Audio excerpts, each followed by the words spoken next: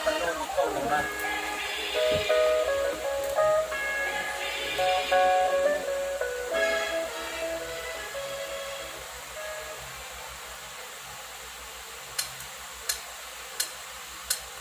Nakakabitin yung unang kabanata.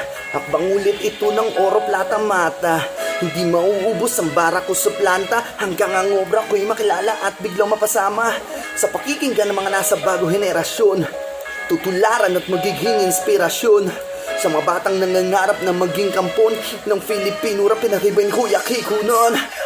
Teka lang, saglit lang, para ba akong nakalimot? Asa lang, kabang lang, baka swerte matalisod kahit na tsamba lang. At sila'y nakasimangot, tuloy lang, layag lang. Ang balyeneng nasa laot, madami man nahalang. Ang sa'yo'y nakapalibot, lagi mo tandaan si Luna. Paano di nasakop at kung ikaw sa umpisa ay bigla na lang magapi? Alaala ng pagbangon ng pinakamaganda mo na bawi. Ang ibig ko sabihin, madaming di maniniwala. Magtataka, mga ngandyaw, kadalasan pa'y may tawa. Ganyan talaga sa una, lalo pag di ka kilala. Pero pag nangyari na, Rudy, salamat sa iyong hula. Wala pa ako sa dulong, hirap umabante. Sa dami natin siksikan, walang bakante. Tapos di ka sigurado kung magiging permanente pag naabot mo na yung inaasam mo na diamante. Tanda ko paano munang mag-aral na tumugma, bumubulong sa hangin habang nakatingala. Sa pating pala kay sumali, pagandahan ng tulad. Dinabili, nakadagit ang medalya sa sayay na paluwa.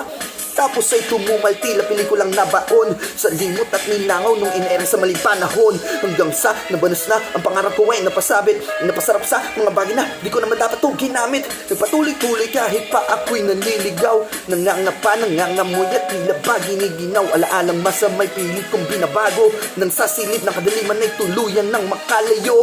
Salamat Black Sir sa challenge kahit di imbitado. Ako'y gate crasher, gutom ako sa pagdalo. May harang man na bouncer ay tutuloy ako kung pwede ko naman sir. Apiran ng dadaanan ko. Balang araw ang mga obra ko'y maarbor. Dadating ang panahon lahat pumapabor. Kahit malimot pa ang sulido ko na 44 na tapos nang may karangalan para falling 44.